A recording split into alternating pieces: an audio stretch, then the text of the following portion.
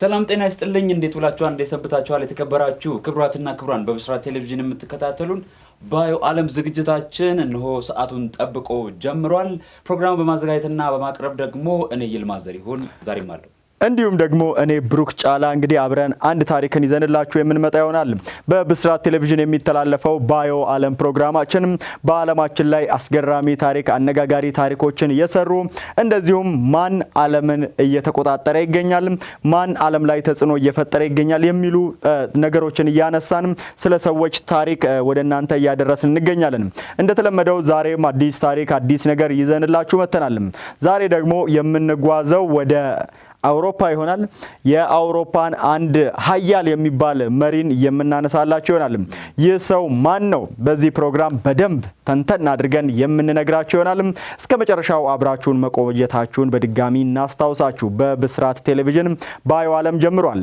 እንግዲህ አውሮፓ ከአውሮፓም ደግሞ ወደ ምስራቅ አውሮፓ ነው የምንሄደው በነገራችን ላይ አነጋጋሪ መሪዎችን የምናገኘው ወደዛ አካባቢ ስለሆነ ምስራቅ አውሮፓ ምን ወደ ምስራቅ የሆነ ችግር ያለ ልበል መካከለኛው ምስራቅ እንትን ነው አፍሪካ ምስራቅ አፍሪካ ምስራቅ ሁሉም ነገር ወደ ምስራቅ አካባቢ የሆነ ችግር ያለ ይመስላል ለማንኛውም ምስራቅ አውሮፓ ያው እንደሚታወቀው ነው ከሌሎቹ ከምዕራብ አውሮፓ ካሉት ሀገራት የተለያዩ ችግሮች ጦርነቶችም በተለያየ አጋጣሚዎች ይፈጠራሉ አሁንም ድረስ ዩክሬንን የሶቪየት መፍረስ የዩጎዝላቪያ ምናምን ይሄ ጉዳይ ነው ያንን አካባቢ አወዛጋቢ ያደርግ የሪዮት ዓለምም ልዩነት ያለበት አካባቢ ነው ግማሹ በኢምፔሪያሊዝም ወይም ደግሞ ወደ ምዕራባውያን ያደላ ይሆናል ሌላኛው ደግሞ በሶሻሊስት ከነ ሩሲያ ከነ ቻይና ጋር ያበረ ይሆናል እና እዛ አካባቢ ያሉ የሚመጡ መሪዎች ካሁን በኋላም የሚመጡ አሁንም ያሉ መሪዎች ከባድ ስራ የሚጠብቃቸውና ጎራ መለየት ግድ የሚላቸው ስለሆኑ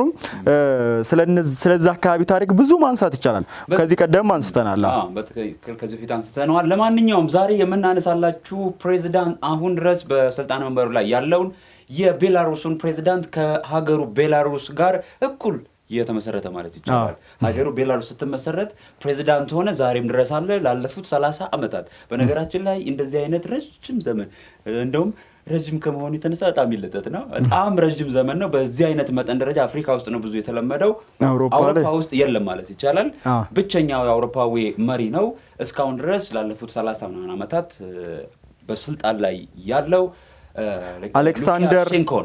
አሌክሳንደር ሉካሼንኮን የምናነሳላችሁ ይሆናል አሌክሳንደር ሉካሼንኮ በሁለት ሪዮት ዓለም መካከል ሳንድዊች የተደረገ ነገር ግን ይህንን ሁሉ ፈልቅቆ በመውጣት አገሩንና ህዝቡንም ጎራውን ለይቶ እሱም ጎራውን ለይቶ አወዛጋቢ መሆን የቻለ ከሌሎች የሶቪየት እንግዲህ የሶቪየት ስትፈራረስ ከተፈራረሱ ሀገራት አብረው ከፈራረሱ ሀገራት ለየት በሚያደርግ ሁኔታ ቤላሩስን በራሷ መንገድ ላይ እንድትሄድ ያደረጋትን ይህ የአውሮፓ አምባገነን የሚሉት የአውሮፓው አምባገነን ወይ ደግሞ የአውሮፓው አፍሪካዊ መሪ ይሉታል አሌክሳንደር ሉካሼንኮ ዛሬም ድረስ በተለይ ደግሞ የዩክሬንና የሩሲያ ጦርነት ከተጀመረ በኋላ አሁንም ድረስ ስሙ በተደጋጋሚ የሚነሳ በምዕራባውያን ጥርስ ውስጥ የገባውን ይህንን ሰው በዛሬ ባዮ ዓለም ፕሮግራማችን እያነሳን አብረን የምንቆይ ይሆናል በነገራችን ላይ ቤላሩስ 5ኛ ደረጃ ላይ ነው የምትገኘው በርካታ ማዕቀቦችን በማስተናገድ ማለት ነው ሩሲያም ኢራን ሰሜን ኮሪያ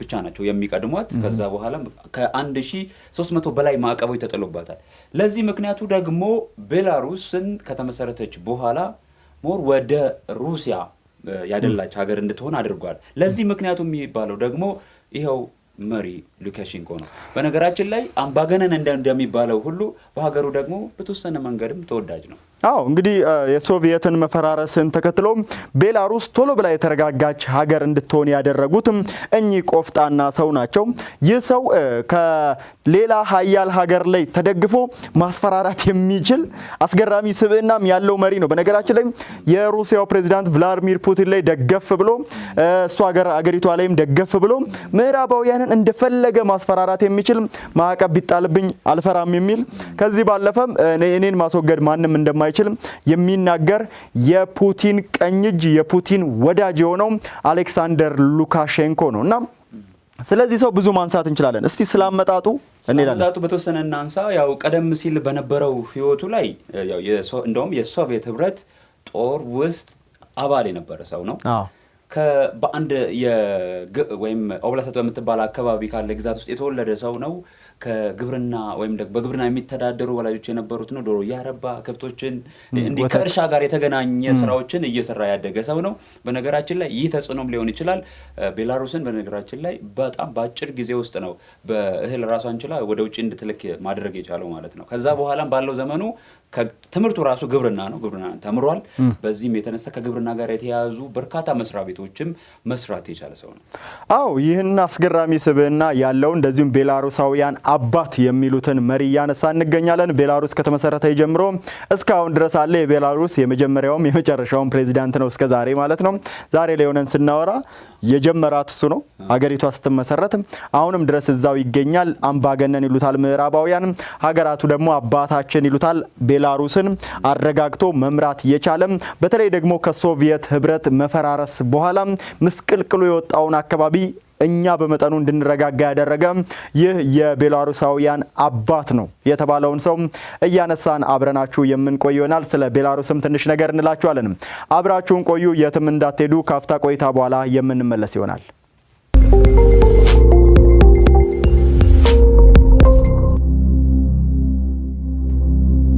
чтобы двигаться вперед.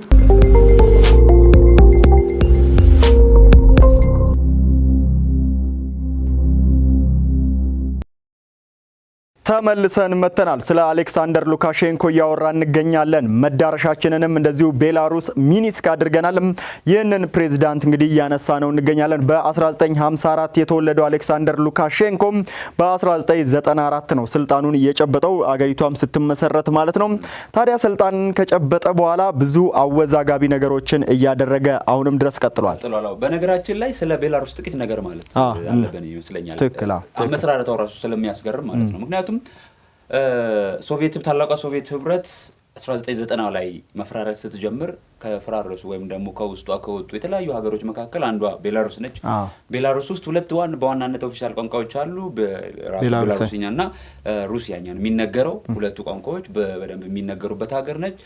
ሌላው ደግሞ ቤላሩስ ከሌላው ከሩሲያ ወይም ከታላቋ ሶቪየት ህብረት ከወጡ ሀገሮች በተለየ መንገድ ይቻላል ሰላማዊ በሆነ መንገድ ወይም ህዝቡ ወጥቶ ከራሽያ ጋር አብረን እንቀጥል ወይስ ደግሞ ራሷን የቻለች ቤላሩስ ትመስረት የሚለው ነገር በምርጫ ነው የወሰነው። ሪፍረንደምም ያድ በነገራችን ላይ የመጀመሪያው ስራው አሌክሳንደር ሉካሼንኮ ስልጣን ከያዘ በኋላ የመጀመሪያ ስራው ሪፍረንደም ማድረግ ነው። በሪፍረንደሙ ምንድነው የዛን ወቅት የነበረውን የቀጠናውን አለመረጋጋትም ወደ ትክክለኛ መስመር ለማስገባት ወሳኝ የተባለ ውሳኔ ያሳለፈበት ነው። ሪፍረንደሙ ተደረገ።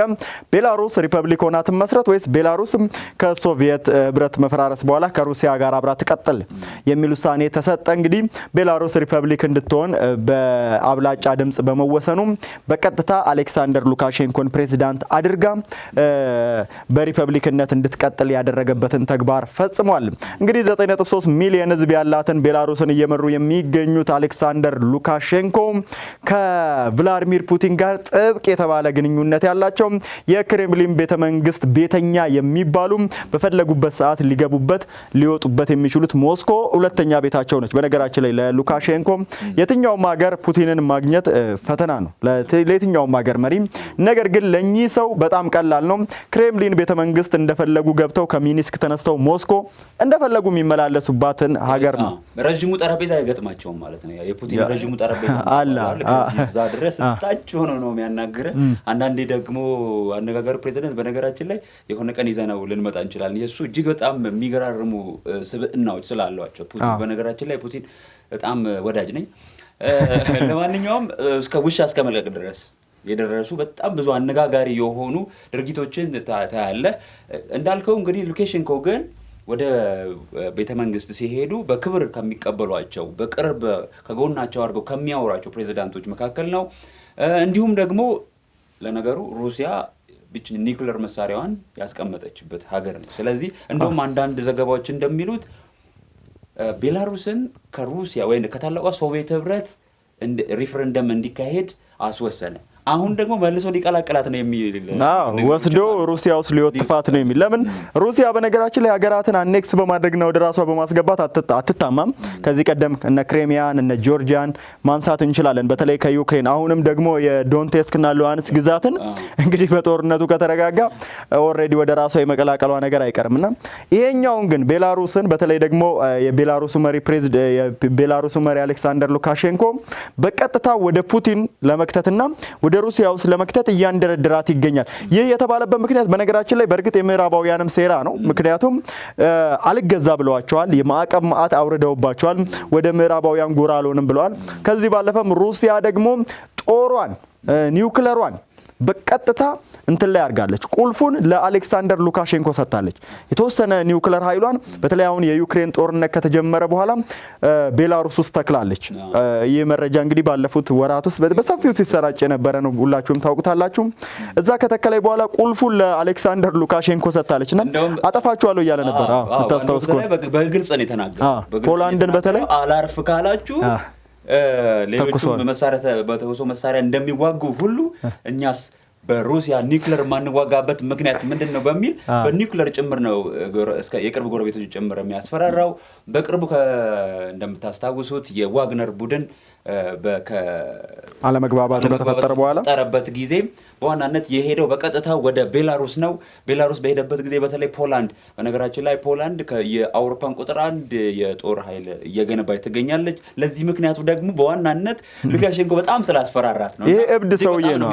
አዎ በነገራችን ላይ ከባለፉት ዓመታት ከዋርሶ የሚሰጡ መግለጫዎችን ከፖላንድ ብናይ ይሄ እብድ ሰውዬን አስታግሱልን ነው እያሉ ያሉት አሌክሳንደር ሉካሼንኮ። እኛ ዩክሬኖች በአሜሪካ በሌሎች የኔቶ ሀገራት በሚታገዙት መሳሪያ እየተዋጉ ይገኛሉ። እኛ ደግሞ በፍቃደኝነት ፑቲን ኒውክለሩን እኛ ጋር አስቀምጦልናል። ቁልፉ እኛ እጅ ነው ያለው። ካሁን በኋላ ፖላንድም ሆናችሁ ላቲቪያም፣ ሉቲኒያም ሁሉም እዛ አካባቢ ያሉትን ዩክሬንም ጭምር ወደኛ ምንም አይነት እንቅስቃሴ ማድረግ ፍላጎት ካላችሁ ይህንን የተወሶ ኒውክለር እንጠቀመዋለን። የማንጠቀምበት ምክንያት የለም። እግዚአብሔር ይርዳኝ ብሏል። እንደውም በአንድ ወቅት አስታውሳለሁና ይሄንን መሳሪያ እንዳልጠቀመው እግዚአብሔር ይርዳኝ እንጂ ከመጠቀም ወደ ኋላ አይደለም የሚል አወዛጋቢ የተባለ ንግግር ያደረገ ሰው ነው አሌክሳንደር ሉካሼንኮ። በነገራችን ላይ ከዚህ በፊትም ያው ቀደም ሲል እንዳልነው የተለያየ ማዕቀብ ተጥሎበታል ከሩሲያ ጋር ባለው ግንኙነት ማለት ነው። ነገር ግን እሱ ማዕቀብ በመጣል ይታወቃል። ቤላሩስ ካላት የተፈጥሮ ነዳጅ አንዱ ካላት ሀብት የተፈጥሮ ነዳጅ ነው። ይሄን ነዳጅ ወደ ተለያዩ አውሮፓ ሀገሮች በቧንቧ ትልካለች። ስለዚህ ሌሎች ማዕቀብ ሊጥሉባት ሲሞክሩ ይሄንን ቧንቧውን ቆርጠዋለሁ እያለች ታስፈራራቸዋለች። በዛ ምክንያትም ሉካሼንኮ ሀገሪቷን በጣም ጠብቋል ማለት ይቻላል። አዎ እንግዲህ ስለ አሌክሳንደር ሉካሼንኮ በርካታ ነገሮችን እያነሳን እንገኛለን። ያውን ጊዜ መሪ ነው። ዛሬም ነገ ምን እንደሚፈጥር አናቅም። አሁንም በስልጣን ላይ ያለ ነገር ነው። ነገር ግን እስከዚህ ፕሮግራም እስከተዘጋጀበት ጊዜ ድረስ የተፈጠሩ ነገሮችን ወደ እናንተ እያደረስን እንገኛለን። አብራችሁን ቆዩ። ከአፍታ ቆይታ በኋላ እንመለሳለን። በብስራት ቴሌቪዥን ባዩ ዓለም ይቀጥላል።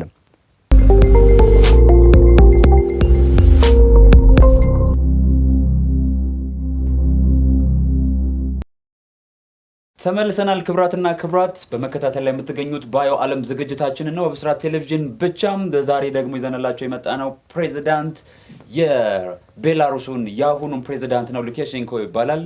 እንግዲህ አንዳንድ የምዕራባውያን ሚዲያዎች መገናኛ ብዙሃን ባለስልጣናትም ጭምር አምባገነን ይሉታል።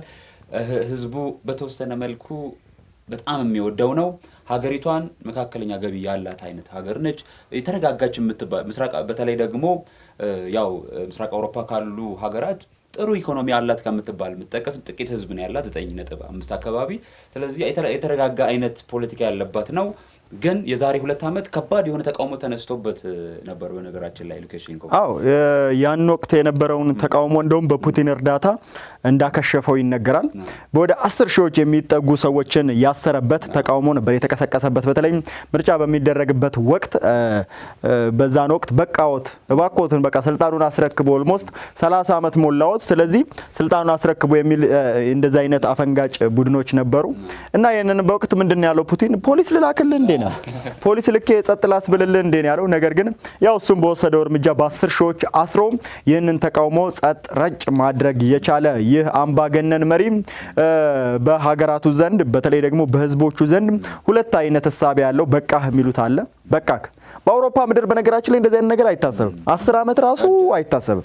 10 ዓመት በላይ በንግስና ልትቆይ አትችልም። ቭላዲሚር ፑቲን ናቸው በዛው አካባቢ ምናልባት ወደ 20 ዓመት በስልጣን ቆዩ ብለን ልናነሳቸው የምንችላቸው እሳቸውን ካልሆኑ በስተቀር ሌላው ወዲያው ነው ከስልጣን የምትወርደው። 8 ዓመት 10 ዓመት ማክሲመም ነውና አሁን ኦልሞስት ወደ 30 ዓመት ሞልቶታል። 30 ዓመት አልፎታል ኦልሬዲ 1996 በኋላ 96 ነው ፕሬዚዳንት የሆነው። ያ ማለት ህዝበ ውሳኔው ከተሰማ በኋላ በእርግጥ አስቀድሞም መሪ ነበረ። በነገራችን ላይ የጠቅላይ ምክር ቤቱ መሪ ነበረ። ምክር ቤቱ መሪ ነበረ ቀደም ባለውም ጊዜ ማለት ነው። ከዛ በኋላ ፕሬዚዳንት ከሆነ ኦልሞስት እንግዲህ አሁን ከ30 ዓመት በላይ ሆኖታል። ይሄ በጣም ረጅም ጊዜ ነው። ቀደም ሲል እንዳነሳ ነው እንግዲህ ወደ ከ10 ሺህ በላይ የሆኑ ተቃዋሚዎችን ፍስፍስ አድርጎ እስር ቤት ካስገባ በኋላ ላለፉት 2-3 ዓመታት ጸጥ ብሏል። በተለያዩ አውሮፓ ሀገራት ግን እንደነ ፖላንድ የመሳሰሉት ፈረንሳይም ሊሆን ይችላል በተለያዩ አውሮፓ ሀገር ተሰባስበው ያሉ በተለያየ መንገድ የእሱን ስልጣን ሊገዳደሩ የሚችሉ የተለያዩ መልእክቶችን ይለዋወጣሉ አሁንም ድረስ ማለት ነው። የተለያዩ እንቅስቃሴዎች ቢኖሩም ሉካሼንኮ ግን አሁንም ታላቋን ሩሲያ ተደግፎ በመምራት ላይ ይገኛል ሀገሩን በደንብ። አዎ እንግዲህ ቤላሩስን በሩሲያ ጥገኛ አድርጓታል የሚል ትችት ቢቀርብበትም ነገር ግን የመልቲፖላር ሲስተምን የሚደግፍ ሰው ነው። መልቲፖላር ማለት ይሄ የምዕራባውያን የበላይነት ብቻ ገኖ እንዲወጣ የሚፈልግ ስላልሆነ የምስራቁም ዓለም መደገፍ አለበት ብሎ የሚያስብ ስለሆነ ሀገራቱ ገለልተኛ የሆኑ ተቋማት ውስጥ እንድትገባ ቤላሩስን በከፍተኛ ሁኔታ ሰርቷል። የሩሲያ ንግድ ምክር ቤት አባልም ነች ቤላሩስ በዚህ ሰዓት ማለት ነው። የመልቲፖላር ሲስተምን የሚከተል ሻንጋይ ምክር ቤት በሻንጋይም ያሉ ምክር ቤቶች ውስጥ አለ። ራሱን ኮሙኒስት አይደለም ኮሙኒስት ነኝ ብሎ አይደንቲፋይ አላደረገም። ነገር ግን ይሄ የምዕራባውያንና የኢምፔሪያሊስቶችን ጫናም መቀበል የማይፈልግ አይነት መሪ ነው እዛ አካባቢ ላይ። ስለዚህ አሁን ላይ ግን በዩክሬን ጦርነት ምክንያት ጠቅልሎ ከሩሲያ ጉያ ስር ተወሽቋል።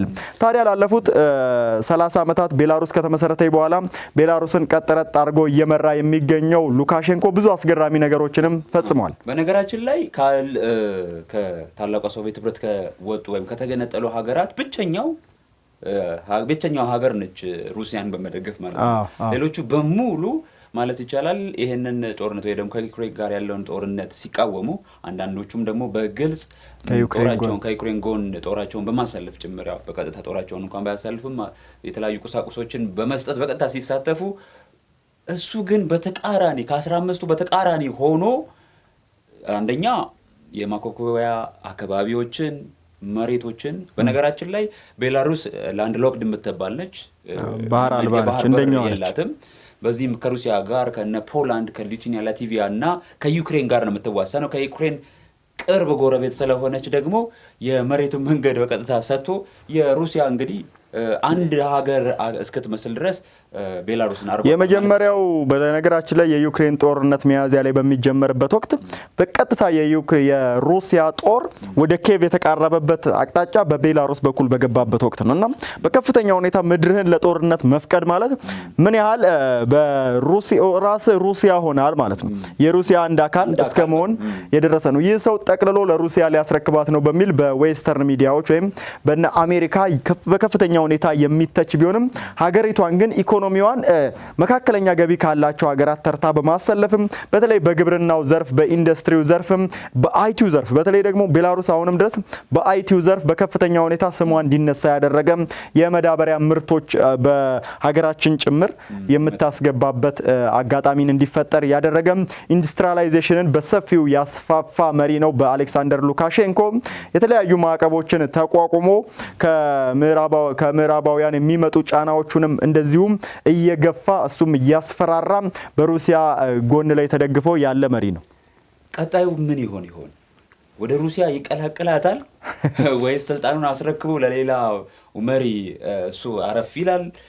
የቤላሩስና የሩሲያ ጣፈንታስ ምን ሊሆን ይችላል? የአካባቢ እጅግ በጣም አነጋጋሪና ትኩረት ሳቢ ስለሆነ ለዛሬ የዚህን ሰው ላለፉት 30 ዓመታት በአውሮፓ ታይቶ በማይታወቁ ሁኔታ በመሪነት የቆየውን ሉካሼንኮ ታሪክ በዚህ መንገድ እስካሁን አስቃኘናችሁ። የእሱን ንግግር ጋብዘን ብንሰናበትስ? ይቻላል እንግዲህ እስከዚህ ደቂቃ አብራችሁን ስለቆያችሁ በጣም እናመሰግናለን። ስለ አሌክሳንደር ሉካሼንኮ ይህንን ብለናችኋል። ይህንን ሰው እንግዲህ በምስሉ ላይም እየተመለከታችሁት ቆይታችኋል።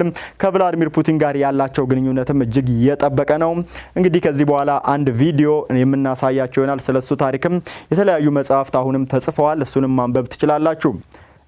አበቃን። የዛሬን አበቃን። ሳምንት በተለየ እንግዳና በተለየ ሰው እንገናኛለን። እስካሁን ከኛ ጋር ስለቆያችሁ እጅግ አድርገን እናመሰግናለን። ፕሮግራም በማዘጋጀትና በማቅረብ ደግሞ እኔ ይልማ ዘሪሁን ነበርኩ። እንዲሁም እኔ ብሩክ ጫላ አብረናችሁ ቆይተናል። የሳምንት ሰው ይበለን። ሳምንት በሌላ አዲስ አነጋጋሪ ታሪክ የምንመጣ ይሆናል።